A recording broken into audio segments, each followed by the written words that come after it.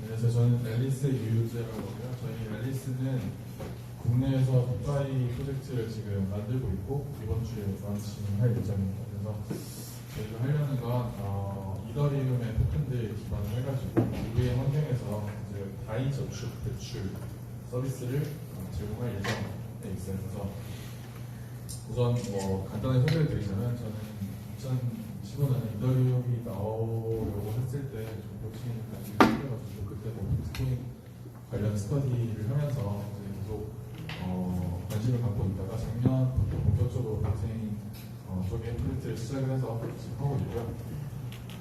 이더리움 위에서 그러니까 이더리움이라는 플랫폼 자체가 편중앙성을 지킨다는 그 원칙을 굉장히 잘 보수하고 있기 때문에 저희 예전에 그런 사람이나 잘 맞아서 이더리움 기반으로 대출과 저축 서비스를 제공하려고 하고 있습니다. 지금 제목에 보시면 신뢰가 필요 없는 이라고 되어 있는데 이 신뢰가 필요 없다라는 게 저희가 생각하는 굉장히 중요한 포인트 중에 하나예요. 그러니까 신뢰가 필요 없다는 게 디센트럴라이즈와 맞다라고 생각하는데 관련된 내용을 이제 위주로 좀 설명을 드리고 디파이라고 하면 아까 다른 분들도 굉장히 잘 설명을 해주셨는데 여러 가지 분야가 있겠죠. 그래서 대출 같은 이런 뱅킹 쪽도 있을 거고 증권이나 아니면 화장상품이나 여러 가지 분야가 있을 거예요. 근데 그 중에서 저희는 가장 원시적인 그리고 그렇지만 가장 중요한 이제 뱅킹, 즉 은행업 쪽을 탈중앙화된 방향으로 구현하는데 집중하고 있습니다. 일단 뱅킹의 역사에 대해서 간단하게 짚고 넘어가자면 11세기에 이탈리아에서 교역이 활성화되면서 그때 은행업이라는 게 처음에 등장하기 시작을 했고 처음에 등장했던 이유 자체가 다양한 화폐의 교환 필요성 때문에였습니다. 즉 여러 가지 국가에서 각자 다른 화폐를 쓰고 있었는데 이탈리아와 같이 교역이 활성화된 곳에서는 여러 가지 화폐가 거래가 됐어요. 그래서 은행업이 등장하기 시작했는데 작년부터 시작된 ICO 붐으로 다양한 화폐들이 거래가 되기 시작하면서 올해 디파이까지 이렇게 오게 됐다는 점에서는 굉장히 유사한 점을 확인할 수가 있습니다.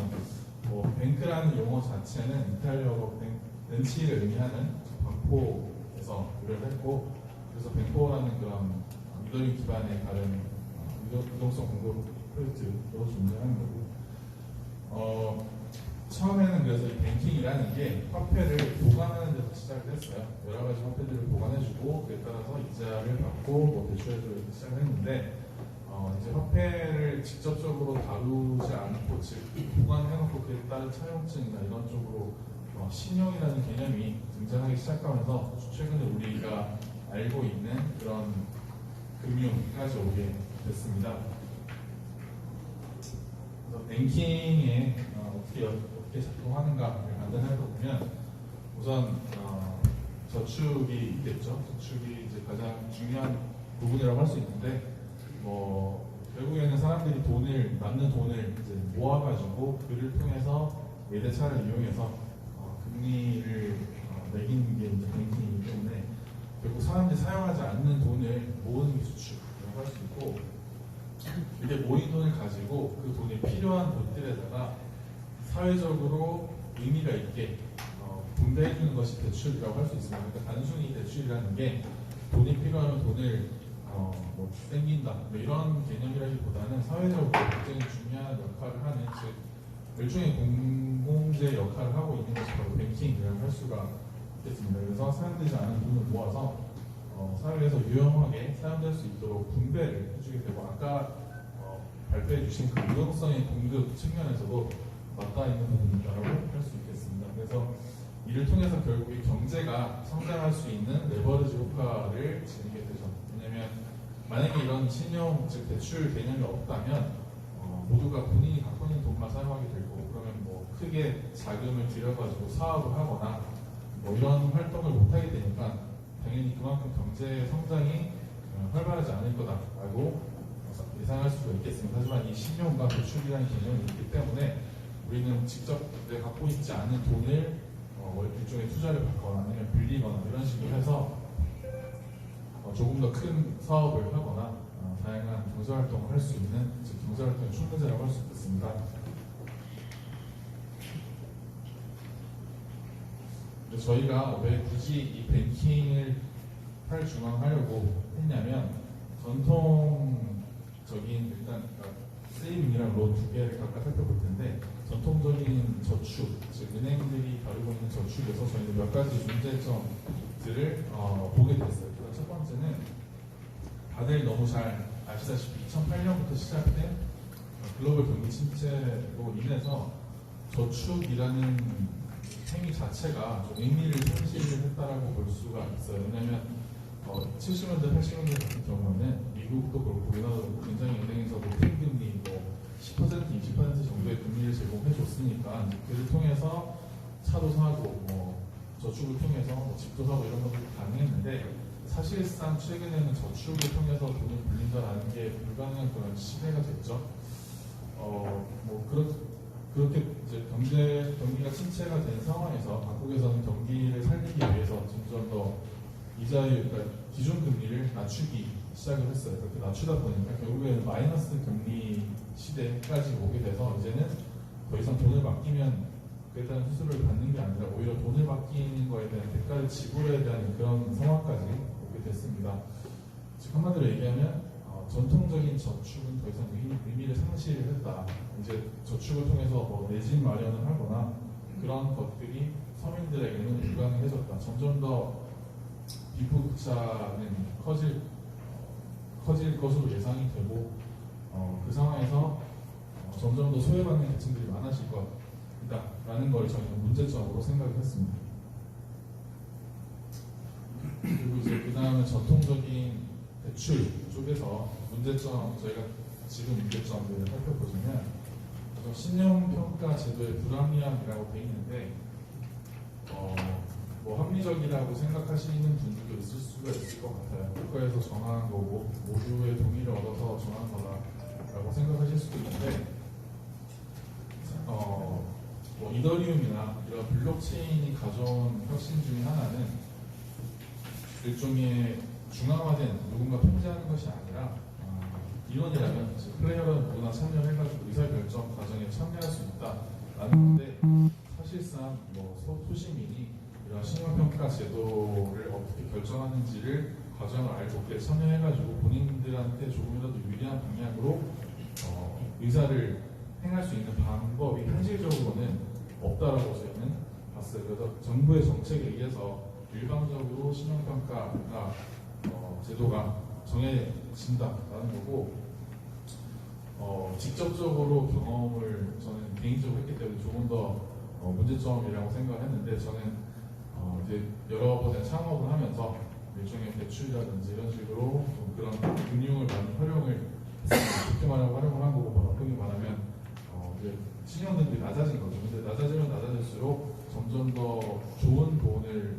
빌리기는 힘들어지고 악조건이 반복이 되는 상황을 직접적으로 제가 개인적으로 경험을 했습니다. 그래서 이게 정말 건전한 금융이 이루어지려면 그렇게 낮은 계층에 위치한 사람들도 구제를 받을 수 있어야 되고, 어쩌면 동등한 조건에서 경쟁할 수 있어야 되는데 점점 더 불리한 조건으로 빠질 수밖에 없는, 즉 구조적으로 약한 사람은 더 약해질 수밖에 없는 그런 것들을 경험하면서 신용평가 제도의 불합리함에 대해서 생각을 해보게 됐었고, 그 다음에 은행들은 단기 수익 추구라고 되어 있는데, 우리나라면 은행, 해외는 이제 인베스트먼트 뱅크라고 해서 금융회사들인 거죠. 그들이 점점 더 월가에서 점점 더 복잡한 금융 상품들을 제공하면서 일반 서민들은 10페이지, 20페이지 되는 조항들 다 읽어볼 수도 없고 읽어봐도 이해를 할 수 없는 그런 금융 상품들이 점점 많이 나오고 있어요. 그리고 그런 것들을 영업을 통해서 판매를 하고 있고, 결국에는 처음에는 이제 그런 금융 상품들이 좋은 것처럼 보여서 가입을 했다가도 나중에는 결국에 그런 어마어마한 부담이 돼서 다시 돌아온다거나 아니면 어떤 독소 조항 때문에 불합리한 그런 상황이 오니까 일종의 2008년에 글로벌 경기 침체가 시작된 원인도 이러한 것 중 하나라고 할 수 있죠. 즉 CDO를 통한 그런 이제 모기지 대출을 해주게 되는데 그 대출 과정에서 누구나 예를 들어 충분한 신용을 가지고 있지 않은 사람들은 나중에는 그 부담이 온전히 다 서민들한테 돌아오는 그런 사례들을 봤을 때도 은행들이 예전처럼 장기적으로 많은 자금을 안정적으로 대출을 해주는 그런 방향보다는 단기적으로 많은 금융 상품들을 판매하고 그걸 통해서 많은 수익을 챙기는 그런 방향으로 점점 더 변모를 하고 있다 보니까 금융이라는 게 잘 아는 사람들은 잘 활용을 할 수 있지만 그렇지 않은 사람들은 점점 더 조금 더 혜택을 보지 못하는 그런 방향으로 많이 바뀌어오고 있다고 생각했습니다. 네, 그래서 방금 말씀드린 게 정보의 비대칭성이라는 상관이 있기 때문에 은행들이 점점 더 높은 금리만 추구하면서 그에 대해서 정확히 보시를 해주지 않는 그런 상황들이 많이 발생했다고 생각을 했습니다. 그래서 저희는 디센트럴라이즈 뱅킹을 구현을 하려고 하고 있고 이 디센트럴라이즈 뱅킹이라는 게 방금 말씀드렸던 그런 모든 문제점들을 완벽하게 해결하겠다라는 의미는 아닙니다. 하지만 그 중에서 일부분 더 나은 대안을 제시할 수 있다라는 거고 첫 번째의 특징은 스마트 계약에 의한 이행이라고 해서 저희가 얘기하는 디센트럴라이즈 뱅킹은 중앙 서버와 블록체인이 결합된 하이브리드적인 모델이 아니라 모든 트랜잭션이 온체인에서 일어나는 스마트 계약에 의해서 작동하는 메커니즘을 의미하고요. 큰 특징 중에 하나가 공동 출자, 공동 이익 추구라는 것이 있습니다. 즉 은행 같은 경우에는 출자의 개념에 해당하는 저축 같은 경우에 일반한 사람들이 은행의 상품에 가입을 하는 거죠. 그리고 그에 대해서 수익을 이자를 지급하는 건데 디센트럴라이즈 뱅킹 같은 경우에는 내가 공동으로 이제 저축을 하는 동시에 일원이 되는 거죠. 프로토콜의 일원이 되는 거기 때문에 그를 통해서 내가 의사 표현도 할 수 있게 되고 만약에 내가 나의 마음에 들지 않는 정책들이 변경이 되려고 할 때 그를 거부할 수도 있는 그런 수단이 생기기 때문에 단순히 돈을 출자하고 나중에 이자를 지급하는 이런 수동적인 상황이 아니라 능동적으로 나의 권리를 이제 피력할 수 있는 그런 구조로 할 수 있고요.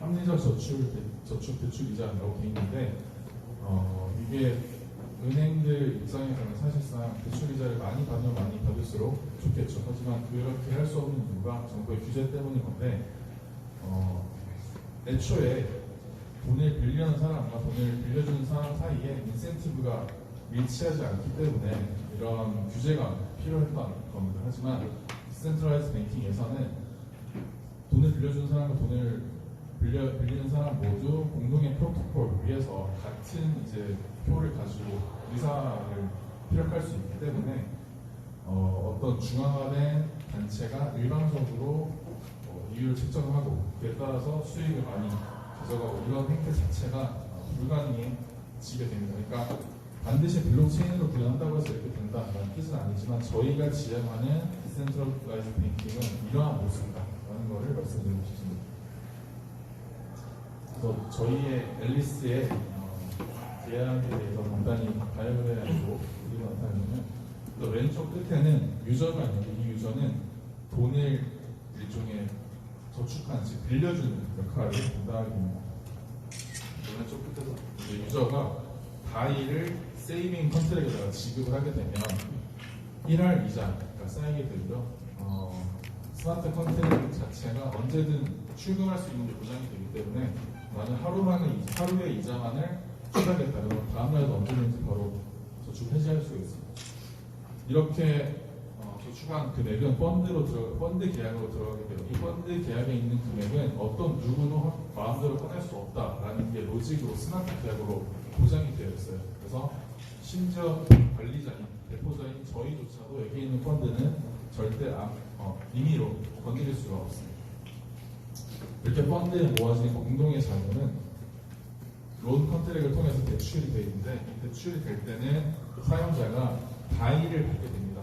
즉 다이를 저축하고 다이를 받는 구조인데, 저희가 왜 다이를 선택을 했냐면 일단 지금 나와 있는 컴파운드나 달마와 같은 기존에 있던 랜딩 프로토콜 같은 경우에도 가장 수요가 많은 쪽이 다이였기 때문에 일단 처음에 다이로 시작했던 거고, 이렇게 다이를 빌릴 때 사용자는 담보를 제공을 해야 됩니다. 담보라는 거는 메이커에서 이거와 같은 역할을 하는 건데, 일종의 말 그대로 담보이기 때문에 만약에 사용자가 디폴트 상황에 처해지고 아니면 담보의 가격이 너무 낮아지게 된다면 그 즉시 청산을 하게 됩니다. 그래서 밑에 보시면 리퀴데이터 컨트랙이라고 되어 있는데, 여기에서는 리퀴데이터 컨트랙이 만약에 청산 작업을 돌입해야 될 그런 론이 있으면 해당 론에 대해서 모기지를 지급받고 다이를 다시 돌려주는 식으로 작동하게 됩니다. 이에 대해서는 자세히 다음 페이지 설명을 드릴 거고, 아까도 말씀드렸지만 저축을 하는 사람들 입장에서는 언제든지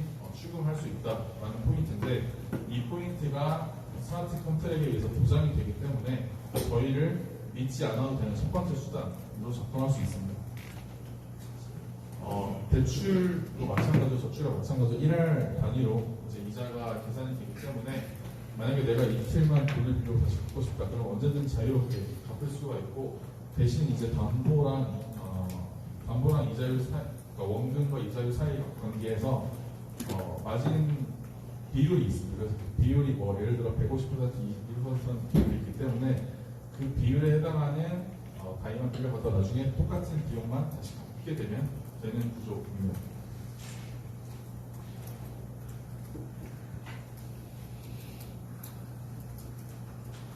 그래서 저희가 스마트 컨트랙에 의해서 자동으로 모든 게 이루어진다라고 했을 때 많은 분들이 그럼 어떻게 구체적으로 이자율이 결정되는지에 대해서 질문을 많이 하시는데, 일단 저축 이자율 같은 경우에는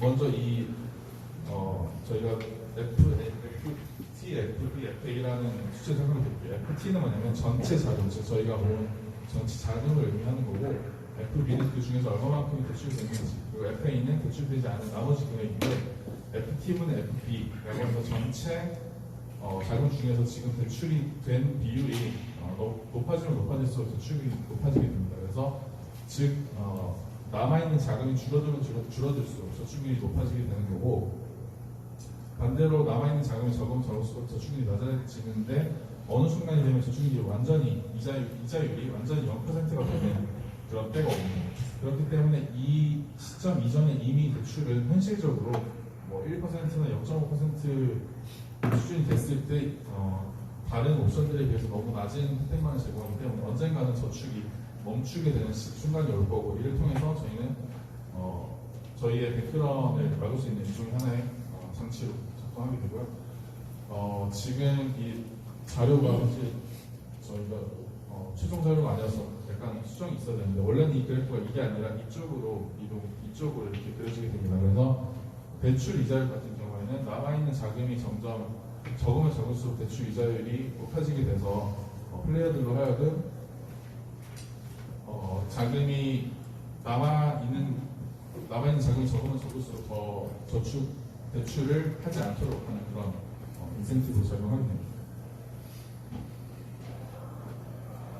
청산에 대해서는 어떻게 작동하냐면, 여러 개 이렇게 론들이 있을 때 중에서 어떤 론이 지금 리스크 상태에 있는지를 누구나 볼 수가 있어요. 스마트 계약에 공개가 다 되어 있기 때문에 누구나 어떤 론이 지금 위험 상태에 있다, 즉 모기지의 가치가 충분하지 않다는 걸 볼 수가 있게 되고, 만약에 사용자가 이에 대해서 모기지 청산 작업에 누구나 참여할 수 있게 됩니다. 근데 왜 굳이 사용자가 참여해야 되느냐에 대해서는 이 모기지에 해당하는 자산을 시중가에 비해서 더 싸게 더 저렴하게 구입을 할 수가 있다라는 거에서 인센티브가 있고, 이를 통해서 어떤 중간자가 중재하지 않더라도 청산 작업이 자연스럽게 일어날 수 있는 그런 구조로 설계가 되어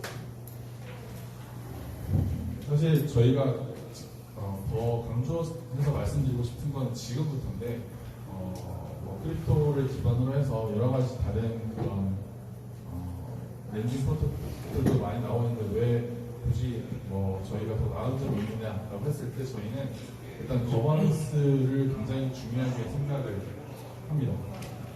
그러니까 블록체인을 포함한 웹의 거버넌스의 유형은 크게 네 가지로 나눠보자면 네 가지 정도 있을 거예요. 첫 번째는 자비로운 독재자 유형이라고 해서 예전에 마치 사토시 나카모토가 있었던 시절의 비트코인을 떠올리시면 될 것 같습니다. 그래서 한 명의 강력한 리더십을 가진 하지만 선량한 사람이 있을 때 그 개발자가 모든 걸 결정하는 구조. 그 다음에 코어 개발팀, 마치 요즘에 이더리움과 같은 구조, 비트코인 같은 구조고, 그 다음에 열린 거버넌스라고 해서 스테이미처럼 누구나 거버넌스에 참여할 수 있는 권한은 있지만 그렇다고 해서 만인에게 열려있지 않은 그런 구조고, 마지막으로 온체인 거버넌스라고 해서 스마트 계약 위에서 투표라든지 이런 방식으로 거버넌스가 이루어지는 방식을 얘기하는데, 여기서 중요한 건 가장 위에서 아래로 내려올수록 점점 더 개방이 되어 있고, 그리고 트러스트가 필요 없다, 신뢰가 필요 없다라는 장점이 있습니다. 반대로 밑으로 내려올수록 점점 더 비효율적으로 변하게 되냐면 한 사람이 모든 걸 결정하는 것에 비해서 다양한 사람들이 다양한 각기 다른 인센티브를 지닌 각기 다른 사람들이 거버넌스를 통해서 결정하는 것은 큰 차이가 있겠죠. 저희도 궁극적으로 지향하는 것은 온체인 거버넌스 방식으로 즉 다오화를 통해서 누구나 참여할 수 있는 거버넌스이지만 초창기에는 이렇게 온체인 거버넌스를 구현하기에 저희도 많은 어려움이 있기 때문에 일단은 조금 더 타협안을 찾으려고 노력했습니다. 일단 타협안을 말씀드리기 전에 스마트 계약으로 모든 로직을 구현하게 되면 당연히 업그레이더블한 스마트 계약에 대해서 한 번쯤은 생각을 해보시게 될 텐데요.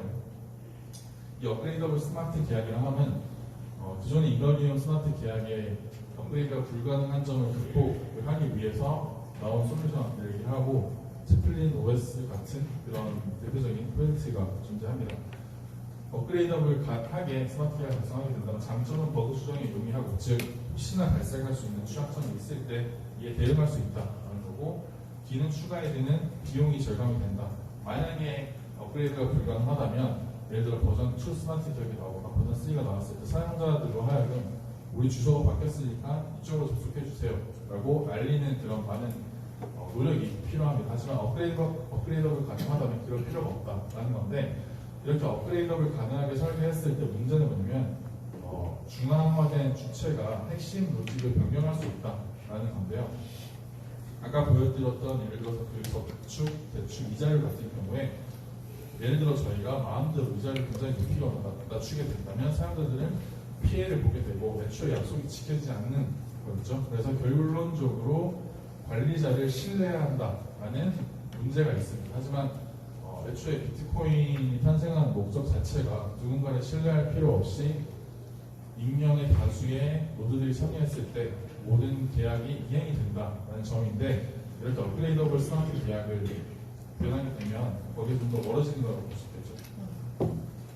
그래서 예를 들면 저희의 이 계약들을 어뷰징을 할 수 있는 방법, 업그레이더블 하게 설계를 많이 했다면 어뷰징을 할 수 있는 방법이 있는데, 첫 번째로 우선 저희가 저축을 통해서 큰 규모의 자금을 확보를 합니다. 그리고 그 다음에 계약 업그레이드를 통해서 위드로우를 즉 사용자들이 더 이상 출금을 할 수 없게 막아버리고 자금을 인출을 못하게 만들어버릴 수 있습니다. 왜냐하면 업그레이드가 가능하기 때문에 어떤 로직이든 수정할 수 있기 때문에 그런 건데, 그 다음에 관리자의 계좌로 모든 자금을 인출하는 예를 들어 하하하 이런 이제 로직을 추가한 다음에 실행하게 되면 아무의 동의도 얻지 않고 관리자가 임의로 모든 자금을 탈취해가지고 빠져나갈 수 있다는 거죠. 그렇게 되면 그냥 계약 배포자는 유익이 잠적하더라도 아무도 이에 대해서 제재를 할 수 없다라는 문제가 존재하고요. 그 다음에 두 번째 시나리오를 생각해 보자면 우선 10% 이하의 굉장히 저렴한 이자로 많은 대출을 고객을 유치합니다. 그 다음에 계약 업그레이드를 통해서 대출 이자를 예를 들어서 100%로 갑자기 상승을 시키는 거죠.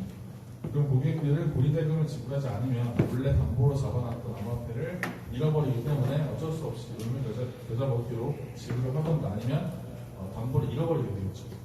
그래서 뭐 맥시멈하게 원금 주회로 불린 계약 발부자가 유의하게 장소를 하더라도 사용자들은 이에 대해서 아무런 제재를 할 수 없다라는 건데요. 이런 식으로 업그레이드업을 하게 스마트 계약을 작성하게 된다면 많은 문제가 발생할 수 있다라고 저희는 생각을 했기 때문에 업그레이드업을 하지 않고서라도 저희를 믿을 수 있는 그런 방법을 생각을 하게 됐습니다. 그래서 저희는 이렇게 신뢰가 필요 없는 시스템을 트러스트 리스트 시스템이라고 부르는데, 트러스트 리스트한 시스템, 즉 저희의 계약이 이 시스템에 범죄되기 위해서는 자금이 인출이 되는 게 보장이 일단 첫 번째로 돼야 된다는 게 조건입니다. 즉 저희 시스템에 자금이 예치한 누구라도 원하는 시점에 언제든지 자금을 인출할 수 있을 것이 보장이 돼야 되고, 이 로직은 절대 수정이 안 된다라는 게 스마트 계약상에 보장이 되어 있어요. 근데 이제 또 두 번째 요구사항은 이 로직은 수정이 안 돼야 되지만 그게 아니라 기능이 추가되거나 기존에 어떤 문제가 있는 버그가 있는 로직을 수정한다거나 이런 유지 보수는 또 가능해야 된다라는 거고, 한편 관리자의 권한은 최소화되어야 해서 예를 들어서 자금 출금을 막거나 이자율을 상승시키는 등 이런 핵심 로직을 수정할 수 없다라는 거고, 마지막으로 저희의 요구사항은 뭐였냐면 다오로의 전환이었습니다. 그래서 관리자의 존재는 일단 처음에 다오를 만들기에는 많은 리소스가 필요하고 저희가 믿을 수 있는 검증인들이 처음에 필요한 폴더들이 필요하기 때문에 우선은 관리자의 모델로 갖다 나중에 다오를 전환할 건데, 이 범주에도 맞아 떨어져야 된다라는 거였고요. 네, 마지막 페이지는 이제 디폴트 오너라고 해서 저희가 앨리스 도입한 개념인데, 이게 솔리디티 스마트 컨트랙에 보면 오너블이라는 그런 개념이 있어요. 그게 뭐냐면 관리자만이 어떤 로직을 실행할 수 있다라는 거고, 아까 말씀드렸던 업그레이드 오브 스마트 계약 같은 경우에도 관리자만 업그레이드 할 수 있다라는 게 이 오너블로 다 컨트롤 되는데, 저희가 만든 디폴트 오너 같은 경우에는 관리자가 등록할 수 있는 것까지는 동일합니다. 관리자가 업그레이드 로직을 온체인에다가 등록을 하게 되는데, 등록을 했을 때 바로 실행이 되는 게 아니라 업그레이드 공지가 된 후 7일 후에, 최소한 7일 후에 실제로 로직이 변경이 된다라고 되어 있는데요. 이 부분은 마치 비트코인이나 이더리움 같은 경우 하드포크를 할 때도 바로 진행이 되는 게 아니라 여러 사용자들 간의 노들 간의 협의를 통해서 시간이 지나고 나서 실제로 모든 로직이 변경이 되는 것과 유사하다고 생각하시면 될 것 같아요.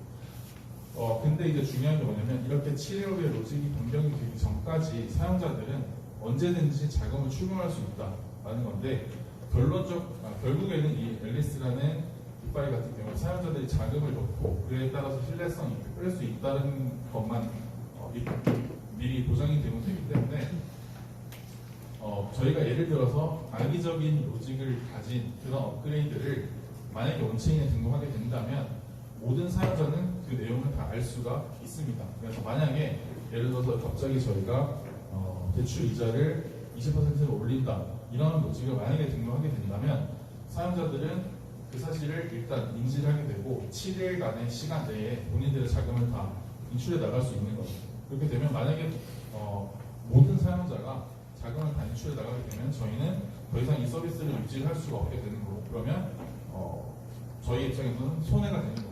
그러니까 저희가 저희의 프로핏을 더 극대화하기 위해서는 그런 악의적인 로직이 애초에 등록이 되면 안 된다라는 건데, 혹시라도 저희를 믿지 못해서 이런 일이 일어난다 하더라도 사용자들이 출금할 수 있다라는 것 때문에 사용자는 결론적으로 자금을 맡겨놓고 혹시나 관리자가 내 자금을 빼갈까 안 빼갈까를 걱정할 필요 없다라는 거고, 초기에 맺어진 계약이 그대로 이행될 것이니 보장이 된다라는 거죠. 그래서 이런 개념을 통해서 저희는 트러스트 리스크한 계약을 작성을 해서 지금 배포를 해놓은 상황이고요.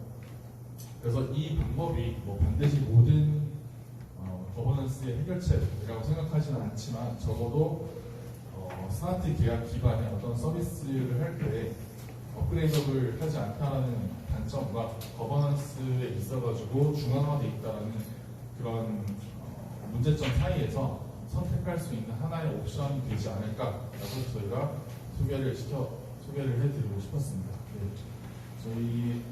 제 발표 내용 여기까지 있고요. 네, 저희 앨리스라는 서비스 그리고 웹 서비스. 네, 감사합니다.